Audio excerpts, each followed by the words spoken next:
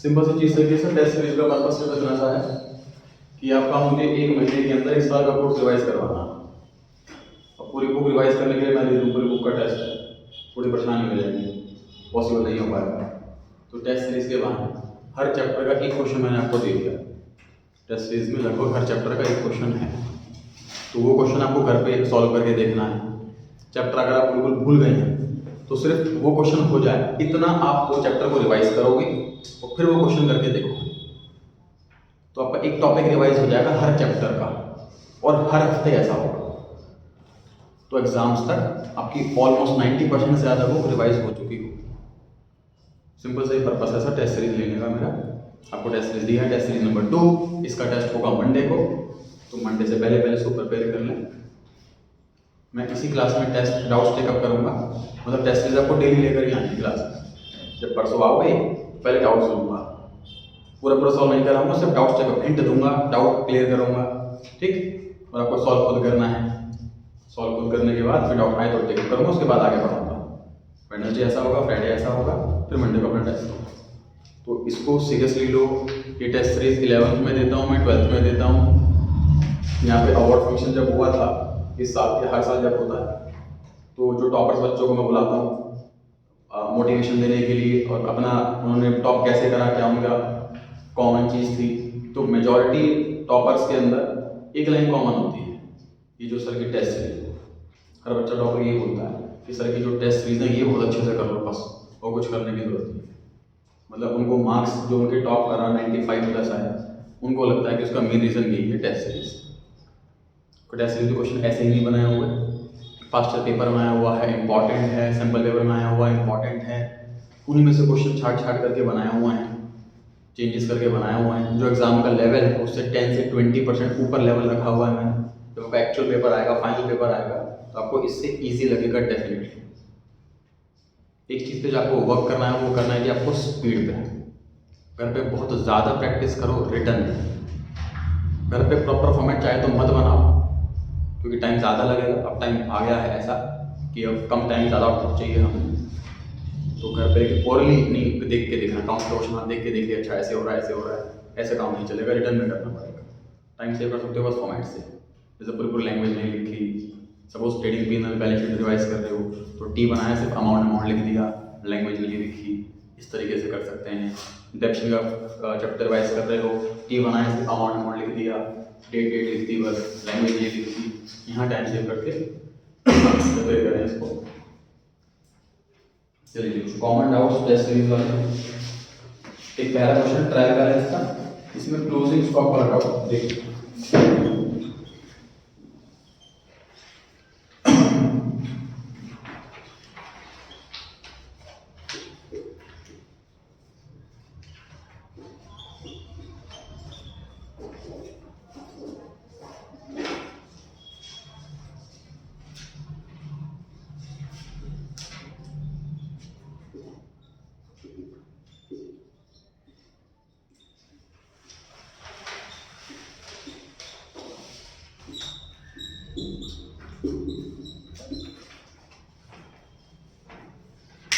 ये तो मैंने लिखा दिया आपको रटने के लिए, याद करने के लिए कि सर अगर क्वेश्चन में परचेज गिवन हो, क्वेश्चन में अगर परचेज गिवन हो तो आपको ओपनिंग स्टॉक लिखना है, परचेज लिखना है, क्लोजिंग स्टॉक नहीं लिखना है। अगर क्वेश्चन के अंदर एडजस्टेड परचेज गिवन हो तो ओपनिंग स्टॉक नहीं लिखना है, परचेज लिखना है, क्लोजिंग स्टॉक लिखना है। इसको तो आपको लर्न करना है, फिट कर लेना, रट लेना। अब इसका लॉजिक पर बता रहा हूँ कि लॉजिक क्या है। लॉजिक डिटेल होता है, लॉजिक काफ़ी डीप होता है, याद नहीं रहता है। मैं फिर बता रहा हूँ कि ऐसे बहुत स्टूडेंट्स थे इस वाले टेस्ट में भी जो 90+ वाले बच्चे हैं, और उन्होंने भी ये मिस्टेक करी। मिस्टेक करने की वजह क्या है कि वो मेहनत नहीं कर रहे लर्न करने में। देखिए कुछ टीचर ऐसे हैं जो भी रटवाते हैं, लॉजिक्स वगैरह कोई नहीं बताया हुआ कि बेटा ऐसा है याद कर लो। कुछ टीचर्स होते हैं कि बेटा डीप लॉजिक बताऊंगा, कॉन्सेप्ट स्ट्रॉन्ग कर दूंगा, ये कर दूंगा, वो कर दूंगा। कुछ टीचर ऐसे होते हैं। जो रटवा रहा है उसका फोकस मार्क्स है, जो लॉजिक बता रहा है, डीप लॉजिक बता रहा है, उसका फोकस है नॉलेज। लेकिन किसी एक चीज से काम नहीं चलेगा। नॉलेज अच्छी है, मार्क्स नहीं तो भी सक्सेसफुल नहीं है। मार्क्स अच्छे हैं, नॉलेज नहीं है, तो भी सक्सेसफुल नहीं। तो मैं दोनों का कॉम्बिनेशन करके आपको पढ़ा रहा हूँ, क्योंकि सर डीप कॉन्सेप्ट बता दूंगा, मैं हर चीज़ का लॉजिक बता दूंगा, लेकिन मेमोराइज रहना चाहिए, रटना भी ज़रूरी है। तो जो 90+ वाले बच्चे मिस्टेक कर रहे हैं, वो क्या कर रहे हैं, वो स्टडी तो डीपली कर रहे हैं, लेकिन वो मेहनत नहीं दे रहे, टाइम नहीं दे रहे रटने में, लर्न करने में। लर्निंग भी बहुत ज़रूरी है। तो ये तो लर्निंग वाला, इस एग्जाम में गलत नहीं हो, कॉन्सेप्ट भूल जाओगे, लेकिन क्या करना था एड्रेस वो नहीं भूलना चाहिए, वो याद कर लेंगे। अब लॉजिक समझिए। तो ओपनिंग स्टॉक क्या चीज़ है?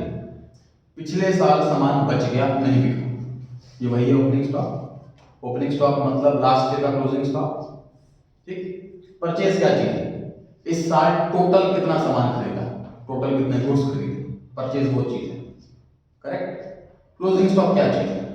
क्लोजिंग स्टॉक वो चीज है, वो परचेज का हिस्सा है। रिपीट, क्लोजिंग स्टॉक परचेज का हिस्सा है जो इस साल नहीं बिका, ठीक। तो सोचिए, देखो क्लोजिंग स्टॉक परचेज में ऑलरेडी इंक्लूडेड है कि नहीं। मान लीजिए ओपनिंग स्टॉक में 50 यूनिट थी, मैंने इस साल खरीदी 500, तो साल के एंड में 200 बच गई, नहीं बिकी, तो क्या ये 200 इस 500 में इंक्लूड है कि नहीं है? है बिल्कुल इंक्लूड। इस लॉजिक से हम क्लोजिंग स्टॉक नहीं लिखते, क्योंकि परचेज पहले से लिखी हुई है, परचेज के जुड़ा हुआ है क्लोजिंग स्टॉक। ये वाला क्लियर हो गई लॉजिक। अब देखो लॉजिक डीप था, याद रहेगा इसकी गारंटी नहीं, ठीक है। अब इस वाले पर आते हैं। एडजस्टेड परचेज का फॉर्मूला होता है opening stock plus purchase minus closing stock. तो बताओ, इस वाली परचेज के अंदर क्लोजिंग स्टॉक घट चुका है, तो अब परचेज के अंदर क्लोजिंग स्टॉक जुड़ा हुआ नहीं है, तो अब जोड़ना बनता, ठीक है। इसे एडजस्टेड परचेज दे रखी हो तो क्लोजिंग स्टॉक आता है। ओपनिंग स्टॉक जुड़ गया ऑलरेडी ओपन परचेज के अंदर, दोबारा से नहीं लिखना, इसलिए ओपनिंग स्टॉक नहीं आता है। यूं समझ लो कि सर ओपनिंग क्लोजिंग स्टॉक की दुश्मनी है, ओपनिंग आएगा तो क्लोजिंग नहीं आएगा, क्लोजिंग आएगा तो ओपनिंग नहीं आएगा, दोनों इकट्ठे तो कभी नहीं आएंगे, ठीक। और क्लोजिंग पसंद करता है एडजस्टेड परचेज को, एडजस्टेड परचेज आएगा तो क्लोजिंग स्टॉक आएगा, वरना वो नहीं आएगा। ध्यान रखेगी जी बात।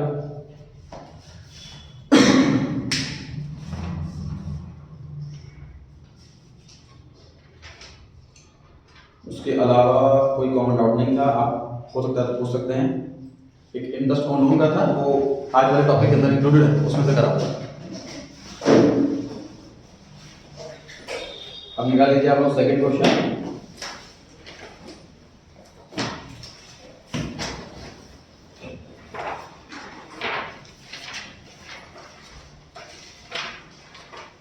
सेकंड क्वेश्चन के अंदर 5-6 पॉइंट डिस्कस करने बचे हुए थे, वो डिस्कस कर लेते हैं।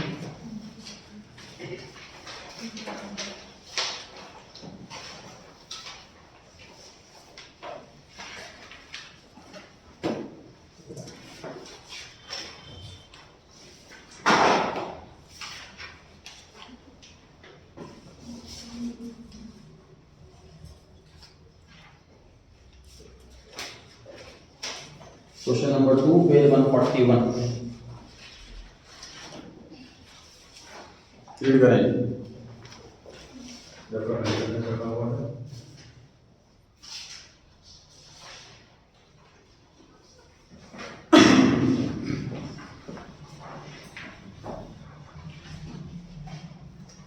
इसके अंदर एक तो पॉइंट था एडजस्टेड परचेज, ये मैंने समझा दिया। दूसरा है इन्वेस्टमेंट 15%, इस पर आते हैं, देखिए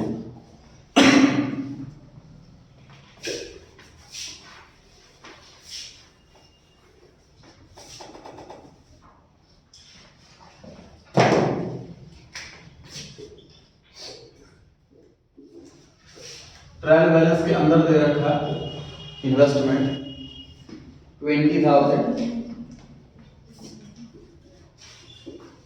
15% का रेट है, और 1 जुलाई 2018 ये डेट दे रखा है। तो सर इसको पढ़ के अगर मैं अभी डेट और रेट पर ध्यान ना दूं तो पढ़ के इतना समझ में आ रहा है कि सर इन्वेस्टमेंट है, अमाउंट डेबिट साइड में है, तो डेबिट साइड में या तो एसेट होता है कि एक्सपेंस होता है, इन्वेस्टमेंट एक्सपेंस तो नहीं होता, एसेट होता है, हमने पैसा कहीं इन्वेस्ट कर रखा, तो ये बैलेंस शीट में एसेट साइड में आएगा इन्वेस्टमेंट 20,000, ट्रायल बैलेंस क्या आएगा ना 1 ठीक।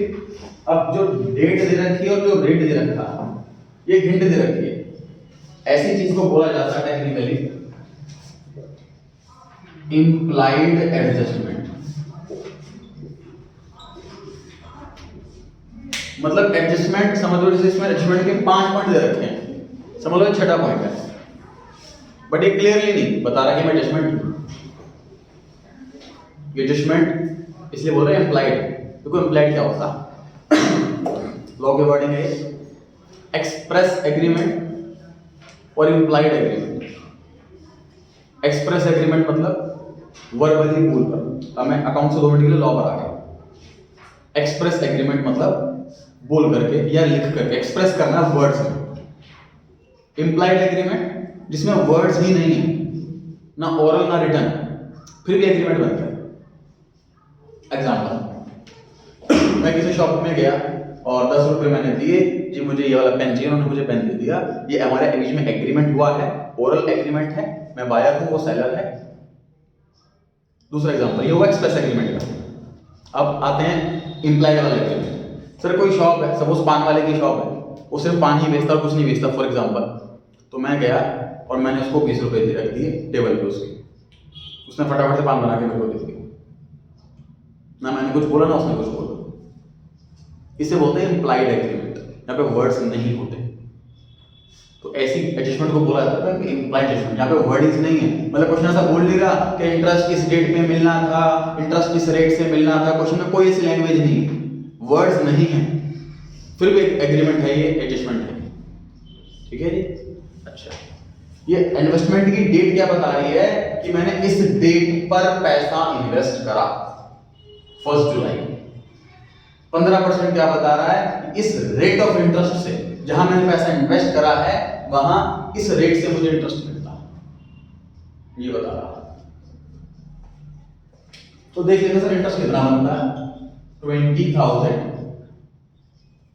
15% का रेट और 9 मंथ का टर्म।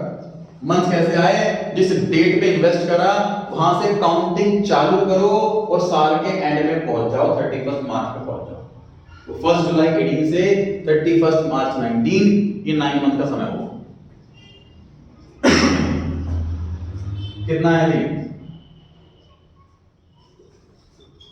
2250, ये अमाउंट आ रहा है 2250, 2250 रुपए आ रहा है। मतलब हमें इतना इंटरेस्ट मिलना था, एक्चुअल में कितना इंटरेस्ट मिला है वो आपको चेक करना पड़ेगा ट्रायल बैलेंस के अंदर झांक कर। यहाँ देखिए ट्रायल बैलेंस के अंदर आपको क्या इंटरेस्ट दिख रहा है, बताइए दिख रहा है कि नहीं दिख रहा है? सर दिख रहा है, दिख रहा है सर, हमें 2000 रुपए दिख रहा है। क्रेडिट साइड में है कि डेबिट साइड में है? इनकम है कि एक्सपेंस है? क्रेडिट तो इनकम ही, एक्सपेंस होता नहीं।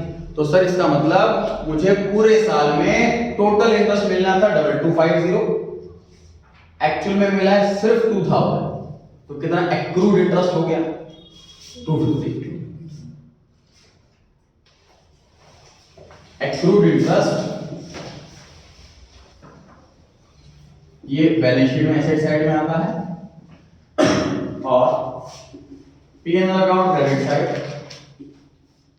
Bye interest 2000 add accrued 250, outer column में 2250।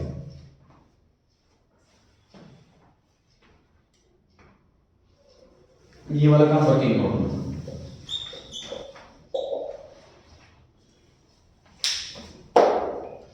क्वेश्चन नंबर 2 का फॉर्मेट रेडी है आपके पास ऑलरेडी, उसी में नोट कर लीजिए। क्वेश्चन नंबर 2 का ऑलरेडी फॉर्मेट बना हुआ है, उसी में नोट कर लीजिए।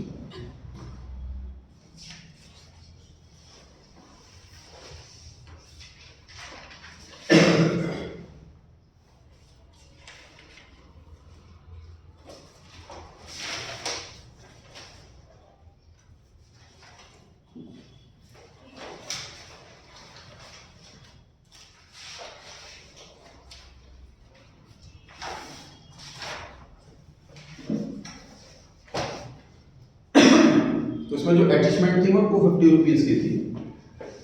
P&L क्रेडिट साइड में प्लस करा मतलब क्रेडिट करा, एसेट साइड में लिखा मतलब डेबिट करा। एक डेबिट हो गया क्रेडिट हो गया बराबर हो गया। 2012 बैलेंस के अंदर थे वो एक ही बनाए हैं, क्रेडिट साइड में थे क्रेडिट साइड में आए। तो यही ऐसा क्वेश्चन टेस्ट के अंदर था जो हमने इन्वेस्टमेंट कर रखी थी लोन की फॉर्म में, किसी को लोन दिया हुआ था उस पर हमें इंटरेस्ट लेना था।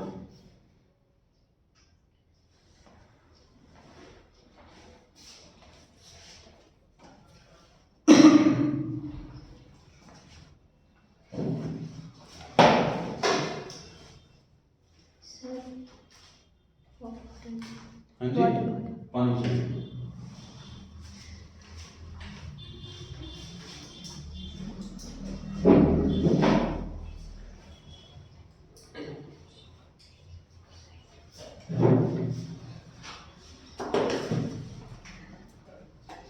नोट कर लीजिए सभी ने फ्री होल्ड प्रीमिसेस ये थर्ड या फोर्थ टाइम डिस्कस कर रहे हैं। वर्ड ऐसा है जो कॉमन नहीं है, सिमिलर नहीं है, नॉर्मल लैंग्वेज में इस्तेमाल नहीं होता, इसीलिए भूल जाते हैं। प्रीमिसेस सर देखिए, अगर हमें खाली प्लॉट खरीदते हैं तो हम लैंड अकाउंट के नाम से रिकॉर्ड करते हैं। अगर आप सिर्फ एक फ्लोर खरीदते हैं तो उसको बिल्डिंग के नाम से रिकॉर्ड करते हैं।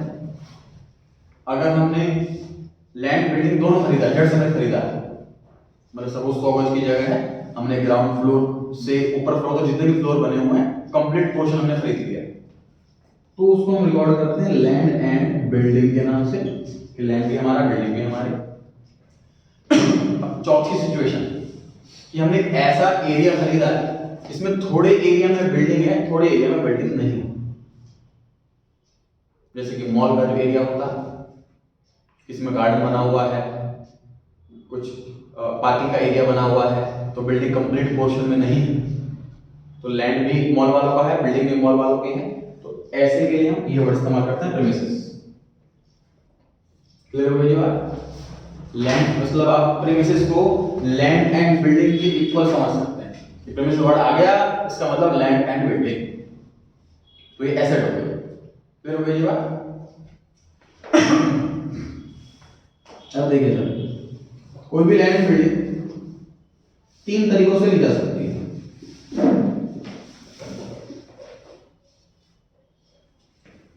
मान लीजिए जो हमारा बॉस है जिसके हम अकाउंटेंट हैं, उसे बिजनेस एक्सपेंड करने के लिए ब्रांच खोलनी है, ब्रांच के लिए उसे कोई प्रॉपर्टी पसंद आई है, तो प्रॉपर्टी को 3 तरीकों से ले सकता है। पहला है रेंट, किराए पर ले, महीने किराया देगा।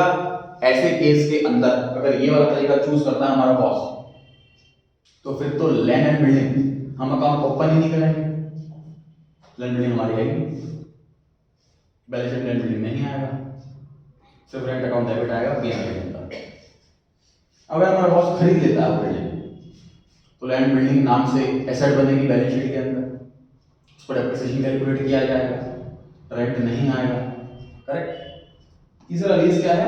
लीज है long term rent agreement. Example, इस तरह वो जो प्रॉपर्टी है फॉर एग्जांपल 10 करोड़ रुपए की है और हमारे बॉस के पास 3 करोड़ रुपए है, तो 10 करोड़ की प्रॉपर्टी खरीद नहीं पा रहा, तो लैंड के ऑनर से ये कहता है कि आप मुझसे 3 करोड़ रुपए ले लो और 10 साल के लिए जगह मुझे दे दो, ये 15 साल के लिए, उनकी बार्गेनिंग पावर पर डिपेंड है। फॉर एग्जांपल 10 साल की जगह तुम पर ले ली, 3 करोड़ रुपए वन टाइम देती है, 10 साल के लिए उसकी जगह होगी। इसे बोलते हैं लीज होल्ड प्रॉपर्टी, लीज पर लेना। लीज मतलब लॉन्ग टर्म रेंट एग्रीमेंट, इकट्ठे वन टाइम पेमेंट कर दी हमने, तो मतलब हमने 3-4 साल का रेंट इकट्ठे पे कर दिया, इसको लीज बोलते हैं। ठीक है, क्लियर हो गई? लीज 3 तरीके हो गए। इसकी तो एसेट बनेगी, इसकी बात करते हैं सर। तो सर कोई प्रॉपर्टी हमने रखी है लीज पर या प्रॉपर्टी खरीद रखी है तो लैंड बिल्डिंग ही, तो सोचो लैंड एंड बिल्डिंग नाम से हम एसेट लिखने लग जाए अकाउंटेंट, और कोई इन्वेस्टर सोचे कि इस कंपनी के पास तो बहुत सारी लैंड बिल्डिंग है, बहुत बड़ी कंपनी, इसमें पैसा लगाना चाहिए, पता लगता है बाकी सारी लीज वाली है, खुद की इसकी है ही। तो इसलिए लॉ ये बना कि अगर कोई प्रॉपर्टी लीज पर ली हुई है तो हमें वो बात मेंशन करनी चाहिए, लैंड बिल्डिंग के प्रीफिक्स आगे लगाना होगा ये लीज होल्ड। तो लैंड बिल्डिंग के आगे हम लीज होल्ड लैंड बिल्डिंग या फिर लीज होल्ड प्रीमिसेस ये वर्ड इस्तेमाल करते हैं अगर लीज की होती है। ठीक, क्लियर होगी बात लीज की। अच्छा, अब मान लीजिए कंपनी है, उसने कुछ प्रॉपर्टी तो खरीद रखी है परमानेंट हमेशा के लिए, उसकी लीज पर नहीं, और कुछ प्रॉपर्टी लीज पर ली है। तो आप ऐसे केस में सोचो उसकी बैलेंस शीट कैसे दिखेगी, lease hold land building, land building. तो जब एक आम इन्वेस्टर जब पढ़ेगा लैंड ये वाले का लीज होल्ड, इस पे खाली लैंड बिल्डिंग लिखा है, तो सोचेगा इस पे क्लियर पता नहीं लग पा रहा कि लीज वाली है कि नहीं, शायद ये भी लीज वाली है, और वो डाउट में रह गया। तो डाउट में नहीं रहना चाहिए और क्लियर बता देना चाहिए, उसके लिए वर्ड इन्वेंट करा सर फ्री होल्ड। फ्री हमारा होल्ड है, फ्री का मतलब है कि फ्री फ्रॉम एनी चार्ज, इस पे किसी का कोई चार्ज नहीं है, कोई अधिकार नहीं है, कोई रोक नहीं सकता हमारी प्रॉपर्टी को अपने नाम पे करवाने में, हम बेचना चाहें तो बेच भी सकते हैं, कंप्लीटली फ्री आजाद है, फ्री होल्ड है हमारा। तो उसके लिए हम प्रीफिक्स लगाएंगे फ्री होल्ड लैंड बिल्डिंग या फिर फ्री होल्ड प्रीफिक्स। तो अब सर ये तो होगी लॉजिक वाली बात, सर फ्री होल्ड प्रीफिक्स लिखा हुआ है, इसका मतलब हमारी प्रॉपर्टी है लाइफ टाइम के लिए, बॉस की प्रॉपर्टी है लाइफ टाइम के लिए। लीज होल्ड प्रॉपर्टी लिखा है तो कुछ सालों के लिए है, उसके बाद वापसी करनी होती है। अगर कुछ भी नहीं लिखा है तो प्रैक्टिकल लाइफ में देखो होता क्या है कि अगर मेरे बॉस के पास सारी की सारी फ्री होल्ड वाली है तो फिर हम फ्री होल्ड लिखते नहीं, क्योंकि सारी फ्री होल्ड वाली है। अगर कुछ फ्री होल्ड है कुछ लीज होल्ड है, ऐसे केस में हम लिखते हैं free hold lease hold. Practically तो ऐसा होता है, मतलब बार बार फ्री होल्ड तभी लिखा जाता है जब कुछ प्रॉपर्टी लीज होल्ड वाली भी हो, ताकि कंफ्यूजन ना हो जाए ये वाली कौन सी प्रॉपर्टी। ठीक, प्रैक्टिकल लाइफ में अकाउंटेंट बनेंगे तो आपके बॉस के पास अगर कोई भी लीज होल्ड वाली प्रॉपर्टी नहीं है तो आप फ्री होल्ड ना लिखो, नॉर्मल लैंड बिल्डिंग या प्रीमिसेस लिखो। अगर कुछ प्रॉपर्टी लीज होल्ड वाली है तो आप lease hold free hold clearly mention करेंगे। कुछ भी नहीं लिखा हो प्रीमिसेस के आगे तो फ्री होल्ड ही प्रिज्यूम किया जाता है। अब ये सारी जो मैंने कॉन्सेप्ट बताया है इसका कोई यूज नहीं है न्यूमेरिकल क्वेश्चन के अंदर। कोई सोचो एग्जाम में लीज होल्ड आ जाए तब भी तो एसआईटी है, एसेट में लिखो। क्वेश्चन में फ्री होल्ड आ जाए तब भी तो एसआईटी है, एसेट में लिखोगे। ना फ्री होल्ड लिखा हो ना लीज होल्ड लिखा हो, लैंड बिल्डिंग लिखा हो तब भी एसेट है, एसेट में लिखोगे बैलेंस शीट में। तो न्यूमेरिकल क्वेश्चन में कोई यूज नहीं है, तो लॉजिक के लिए डिस्कस किया है पॉइंट। उसके अलावा डाउट था क्लोजिंग स्टॉक वाला, वो क्लियर हो गया है। उसके अलावा एक और डाउट है लोन, टैब के बीच में है पेज क्वेश्चन नंबर 2 पर ही। लोन फ्रॉम एडिडोर 1 जुलाई 2018, 18% का रेट है 40,000 रुपीज। इसको देखते हैं।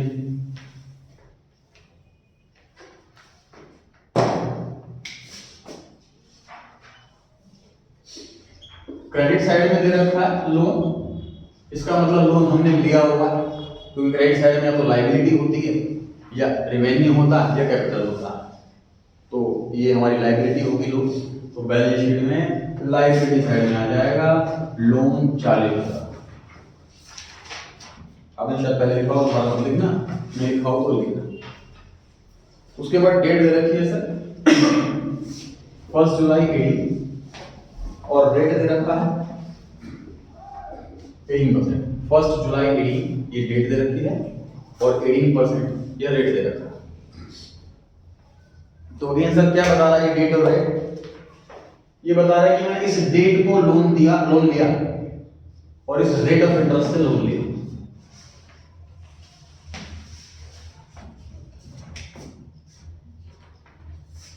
$40,000 का लोन है, 18% का रेट है और 9 मंथ का टाइम। सॉल्व करने पर कितना है?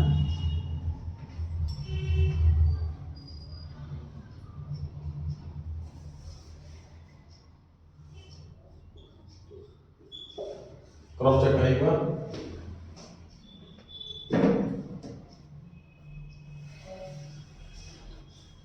अमाउंट कैलकुलेशन चेक करें एक बार, ठीक है ये आ रही है। चलिए ये है इंटरेस्ट ऑन लोन, मतलब हमने 9 महीने हो गए लोन लिए हुए, अब हमें 5400 रुपीज का इंटरेस्ट देना है। ट्रायल बैलेंस में चेक करो कि इंटरेस्ट हमने दिया कि नहीं दिया।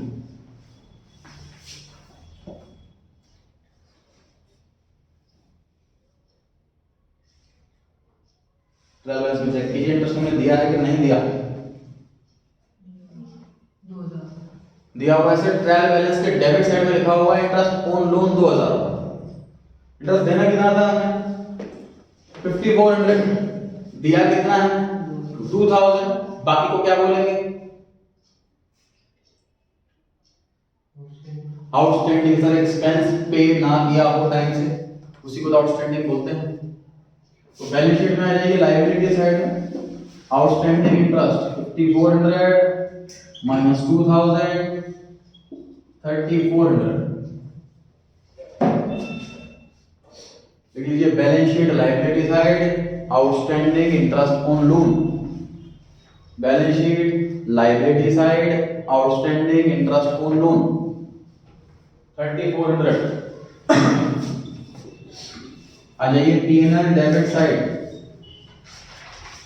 To interest on loan 2000 add outstanding 3400 outer column में 5400। P&L debit side to interest on loan 2000 add outstanding 3000 outer 3400 outer column में 5400।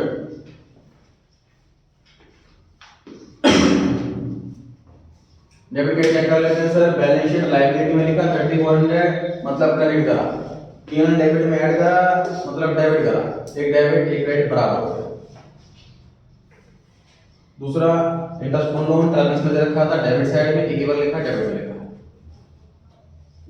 फिर हो गई बात। ये कैलकुलेशन आपके वर्किंग नोट में नोट होगी बैलेंस शीट के नीचे।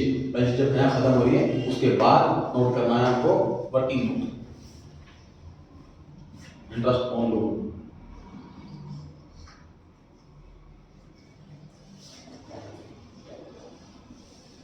अब मैं दिखा रहा हूं आपको एक ऑल्टरनेट प्रेजेंटेशन बैलेंस शीट।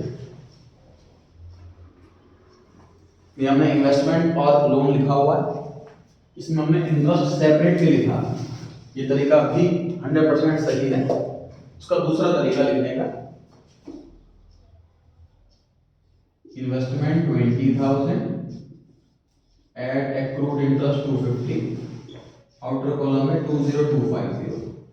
इधर बात करूं मैं लोन इनर कॉलम में 40,000 एड आउटस्टैंडिंग इंटरेस्ट ऐड के प्रोसेस में लगा सकते हैं आप, स्पेस कम हो तो 43,400। ये दोनों प्रेजेंटेशन करेक्ट हैं। ऐड करके आउटर कॉलम में लिखना या फिर अलग से लिखना, दोनों तरीके 100% सही है। बेसिकली फर्क होता है sir simple interest compound interest का। प्रैक्टिकली अगर लोन कंपाउंड इंटरेस्ट वाला हो तो इंटरेस्ट में इंटरेस्ट लगना चालू हो जाता है, तो उस केस में इंटरेस्ट लोन में जुड़ जाता है। जैसे हमारे बैंक में जो हमें इंटरेस्ट मिलता है वो कंपाउंड इंटरेस्ट होता है। सेविंग अकाउंट में इंटरेस्ट मिलता है, सेविंग अकाउंट पर क्वार्टरली इंटरेस्ट हमारे अकाउंट में ही क्रेडिट हो जाता है, तो अगले 3 महीने बाद क्या होगा इंटरेस्ट पे भी इंटरेस्ट मिलेगा। लेकिन लोन वाले केस में ऐसा नहीं होता। लोन की जो EMI बनती है हमारे पास मैसेज आ जाएगा जी लोन आपको पे करना है, EMI आपको पे करना है। ये कि EMI लोन में ऐड कर देंगे बाद में इंटरेस्ट लगता रहेगा, नहीं पे ही करना है। तो लोन हमारा कंपाउंड इंटरेस्ट वाला है तो लोन में ऐड हो जाता है इंटरेस्ट, कंपाउंड वाला नहीं है तो अलग से आ जाता है। ये सिंपल इंटरेस्ट वाले केस में होता है। एग्जाम में इतना मेंशन नहीं होता, इसलिए आपके पास चॉइस होती है कि ऐसे प्रेजेंट करो कि ऐसे प्रेजेंट करो। इन्वेस्टमेंट में भी ऐसी चॉइस है, अलग से लिखो कि ऐड करो, दोनों तरीके 100% सही है।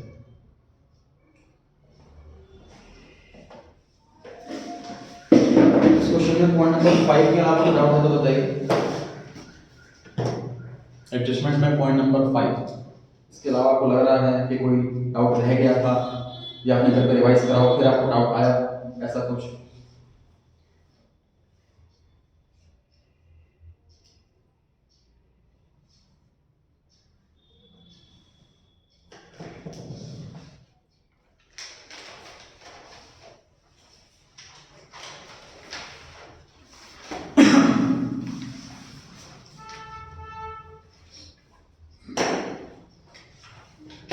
अगर इंश्योरेंस सिर्फ इंश्योरेंस लिखा हो क्वेश्चन के अंदर, प्रीमियम नहीं लिखा, क्लेम नहीं लिखा, तो बताइए क्या मानेंगे उसको, प्रीमियम या क्लेम, और क्यों? अगर ट्रायल बैलेंस के अंदर सिर्फ इंश्योरेंस वर्ड लिखा है, ना प्रीमियम लिखा ना क्लेम लिखा, तो आप क्या मानोगे और क्यों? सर डेबिट साइड में लिखा है तो प्रीमियम क्लेम भी डेबिट में आता, प्रीमियम भी डेबिट में आता। और अगर क्रेडिट में लिखा है तो क्लेम मैं कह रहा हूँ प्रीमियम भी डेबिट में आता है और क्लेम भी डेबिट में आता है। वजह most of the time goods destroy नहीं होते, बच जाते हैं। थेफ्ट या फिर कोई पैरल केस नहीं होता तो उसे प्रीमियम नहीं। आधा आंसर सही है इनका, कंप्लीट करें। सर इंश्योरेंस प्रीमियम और इंश्योरेंस क्लेम इन दो में से ऐसी कौन सी आइटम है जो हर साल होगी? तो ये आंसर है इसका सही बात। इंश्योरेंस प्रीमियम हर साल पे किया जाता है, इंश्योरेंस क्लेम हर साल नहीं रिसीव किया जाता, इसलिए प्रिजम्पशन प्रीमियम है। ठीक है जी। क्वेश्चन नंबर 1 का आंसर अपेंडिंग था, आप लोगों ने घर पे दोबारा कैलकुलेट करा होगा, जिसने करा है आगे ग्रॉस प्रॉफिट कितना आ रहा है?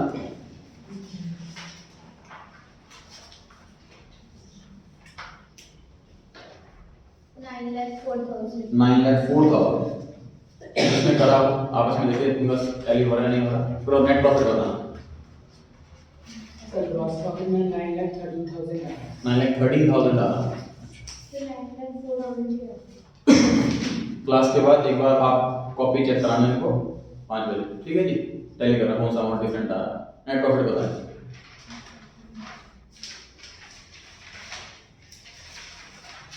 क्वेश्चन नंबर 1 में नेट प्रॉफिट बताएं। लास्ट टाइम आपने लिखवा रखा है 7,8,820 7,8,9,820 बताएं जी, बाकी से बताएं। 7,8,9,820 मेजॉरिटी है ये, ट्रिपल एट आ रहा है आपका, और बाकी तो बताएं। 7,8,820 बहुत छोटा हो गया, ट्रिपल एट हो गया, फिर 8,9 होगा, 8,9,8 और कितने नहीं करा नेट प्रॉफिट?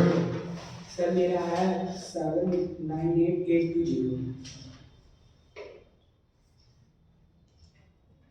और करके लाया करो ना लाया करो, इसमें करेंगे।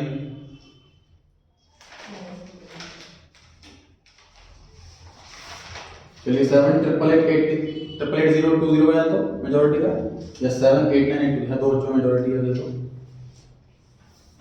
बैलेंस शीट बताएं जी, कितना आ रहा है? 10,620 10,620 और किसी का आंसर बताएं।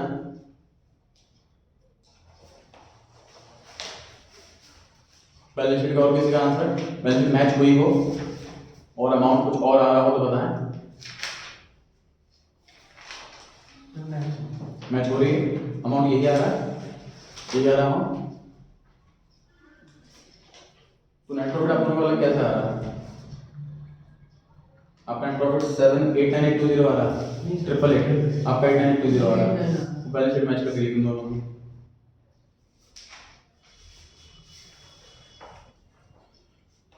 तो ये बैलेंस शीट का टोटल लिखने सभी 1,000,620 फिर से टैली करके लाएं।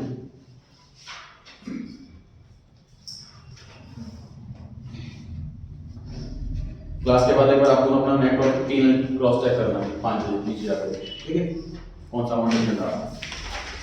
क्वेश्चन नंबर 2 में बताएं ग्रॉस प्रॉफिट कितना आ रहा है। क्वेश्चन नंबर 2 में बताएं ग्रॉस प्रॉफिट कितना आ रहा है।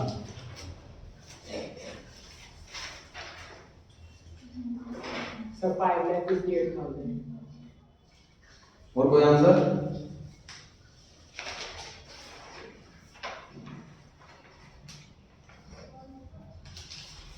और कोई आंसर? इसमें करेंगे कैलकुलेट?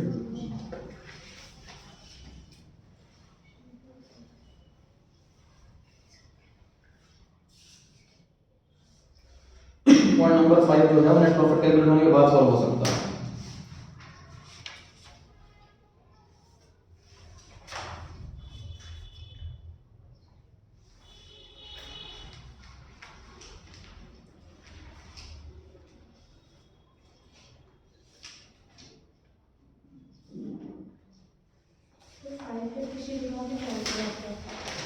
5,62,000।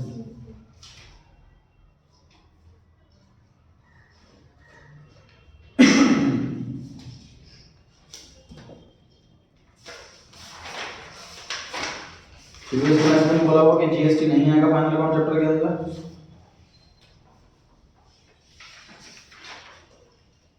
नेक्स्ट क्लास में जीएसटी वाला टॉपिक स्टार्ट होगा। जीएसटी हम कर चुके हैं जीएसटी चैप्टर के अंदर। अब जीएसटी को फाइनल अकाउंट चैप्टर के अंदर हम किस तरीके से एडजस्ट करेंगे, एडजस्ट करेंगे, ये सीखना बाकी है। तो उसकी क्लास चलेगी नेक्स्ट क्लास में। पहले टेस्ट सीरीज 2 के डाउट्स, उसके बाद जीएसटी वाला टॉपिक और question number 2 complete. Question number 2 net profit निकाल के लाना है सबको। क्वेश्चन नंबर 2 कंप्लीट कराऊंगा मैं इधर कमीशन वाला। क्वेश्चन स्टार्ट में क्वेश्चन नंबर 3 स्टार्ट करेंगे। अच्छा जी, जो होमवर्क वाले क्वेश्चन है, क्वेश्चन नंबर 1 से लेकर के 17 तक 145 पेज से स्टार्ट है, 160 पेज का, 145 पेज से स्टार्ट है 160 पेज का। 1 to 17 क्वेश्चंस हैं, ये आप लोगों ने करने हैं जल्द से जल्द। तो बेटर ये है कि आप अभी स्टार्ट कर दें, मतलब घर जाकर ये स्टार्ट कर दें। फॉर्मेट बनाया, मैक्सिमम आइटम्स कर ली, जो एडजस्टमेंट नहीं आई उस पर डाउट के लिए छोड़ दिया, बाकी सारे पॉइंट्स कर लिए। ठीक, तो इस तरीके से आधा अधूरा कंप्लीट करने की कोशिश करो। मैक्स से मैक्स क्वेश्चंस, रोज के 3 क्वेश्चंस भी करोगे तो भी 6 दिन में एक खत्म कंप्लीट हो जाएंगे सारे क्वेश्चन। तो ये लेके चलो कि 3 क्वेश्चन रोज के करने ही करने हैं, तो 1 वीक में कंप्लीट करने ही करने हैं 17 क्वेश्चन से। बीआरबीपी मैंने लॉजिक नहीं बताया, सिलेबस से आउट है। बस बीआर लिखे तो एसेट में लिख दो, बीपी लिखे तो लाइब्रेरी में लिख दो, और कोई डिस्प्ले वगैरह नहीं दे रखी उसकी मैंने बीआरबीपी। जो आपको मैं टेस्ट सीरीज 2 दी है, इसके अंदर कुछ की कंप्लीट बुक की टेस्ट सीरीज है। इसमें जो चैप्टर आपके डिलीटेड है वो क्वेश्चन आप स्किप कर दीजिएगा। जैसे वेलोसिटी क्वेश्चंस भी हैं इसके अंदर, वो आप स्किप कर दीजिएगा। Single entry, computers in accounting, वो चैप्टर डिलीटेड है, उसका क्वेश्चन भी दिखे तो डिलीट कर दीजिए, वो नहीं करना। ठीक है, जैसे कंप्लीट दे रखी है मैंने, तो जैसे 2 की बात कर रहा हूँ। क्वेश्चन नंबर 3 के लिए फॉर्मेट बना के लाना है सब नेक्स्ट क्लास में। अच्छा ये क्या कराएगा?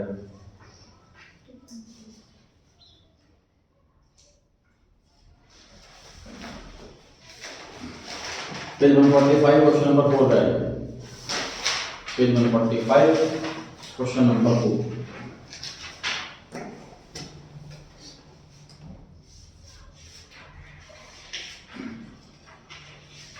The following balances are the extracts from the trial balance of Messrs. Educate and Sons, Reserve Fund 1. Account balance दिया हुआ है, ओपनिंग स्टॉक दिया हुआ है 2 लाख, परचेजेस दिया हुआ है, सेल्स दिया हुआ है, लिखा हुआ है अटैचमेंट्स में closing stock as on date was valued at 3 lakh rupees. You are required to record the necessary journal entries and show how the above items will appear in the trading account and P&L account and balance sheet। P&L account की item कोई है नहीं इस question के अंदर, but question सोच रहा है कि मैं क्यों हिंट दूं कि P&L में कुछ नहीं आया। या आप खुद सोचो कि ट्रेडिंग में आएगा कि P&L में आएगा कि बैलेंस शीट में आएगा, और कौन सा कहाँ आएगा। आइटम्स अपीयर कैसे होंगे ये पूछा हुआ है, मतलब हमसे कंप्लीट ट्रेडिंग नहीं मांगा, कंप्लीट P&L नहीं मांगा, कंप्लीट बैलेंस शीट नहीं मांगी। जो एंट्रीज बोर्ड हम लिखना स्टार्ट करें।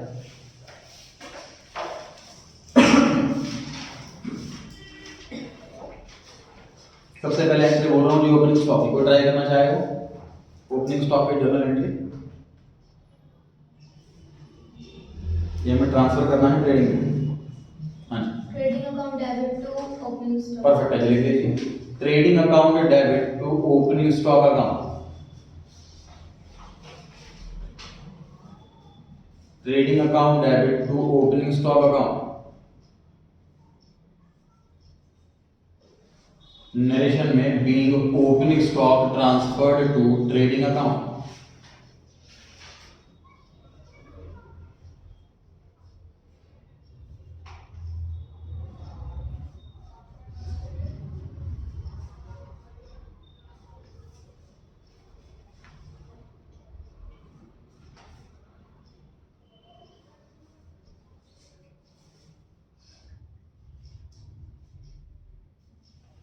परचेज की एंट्री बताना चाहेगा जी कोई और? ट्रेडिंग में बताइए। Purchase account debit to trading account. उल्टा, trading account debit to purchase. Purchase तो ऑलरेडी डेबिट है और डेबिट करेंगे तो डबल हो जाएगा। हमें सारे अकाउंट क्लोज करने हैं। सबसे आसान तरीका सर एंट्री सोचने का, आप अकाउंट क्लोज करना तो अपोजिट इफेक्ट डाल, जो डेबिट का उसका क्रेडिट कर तो खत्म हो जाएगा। लिख लीजिए trading account debit to purchases account 8,10,000 amount लिखना है 8,10,000, नरेशन सेम रहेगी। नरेशन सेम में कुछ मत लिख देना, परचेज लिखना, being purchase transfer trading account.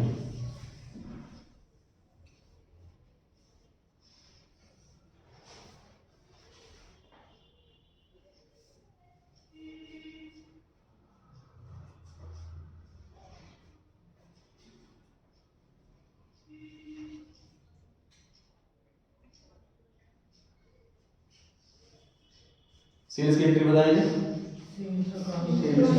Sales account debit to trading account, क्योंकि सेल्स क्रेडिट में है, खत्म है, डेबिट करना पड़ेगा। Sales account debit to trading account.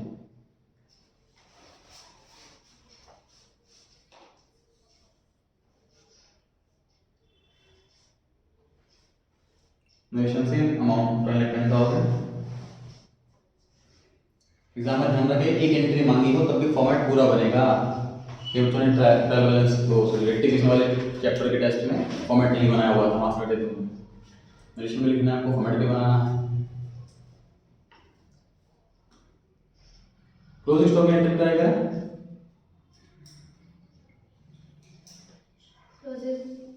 Closing stock on debit to trading account. Correct है। Close stock on debit trading account, close stock asset है इसलिए डेबिट हो रहा है, ट्रेडिंग ऑन क्रेडिट साइड में आता है इसलिए क्रेडिट हो रहा है।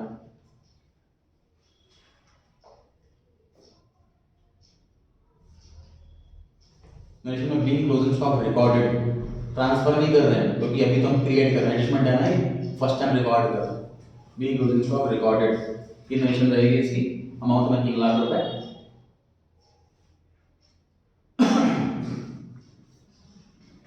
अब ट्रेडिंग और बैलेंस शीट चेक करना करना, ट्रेडिंग अकाउंट बनाकर बैलेंस शीट बना करके चेक कराना करना। फिर तो कुछ भी नहीं आएगा, सिर्फ ट्रेडिंग और बैलेंस शीट में